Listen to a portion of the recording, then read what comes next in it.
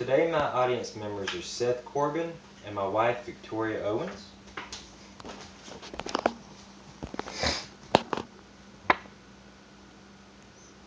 Can you read it?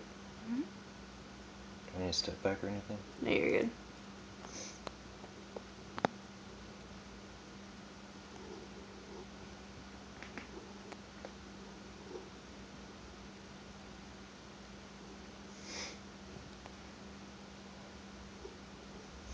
Move your fingers a little bit. There you go. Up. Alright, flip it backwards. Alright. Okay.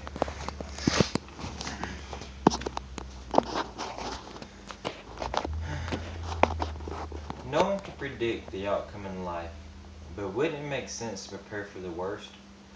No one knows if they're going to have a car wreck, but yet everybody buys car insurance. So why not consider cryoscience before there's an emergency?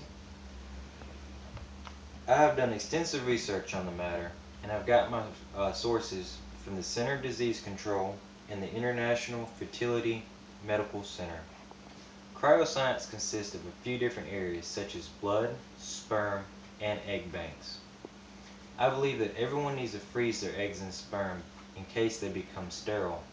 I also believe that everyone needs to store their umbilical cord blood so that if there's ever any type of problems, you will always have a perfect match. According to the CDC, 10.9% of all women and 9% of all men become sterile. Together, 10% of all people will lose their ability to have children. It is extremely important that everyone freezes their eggs and sperm at some point in time, just in case they ever become sterile.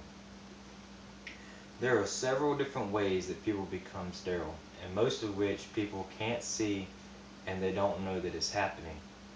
According to the International Fertility Medical Center, there is over an 85% cumulative success rate with little to no risk to people at all.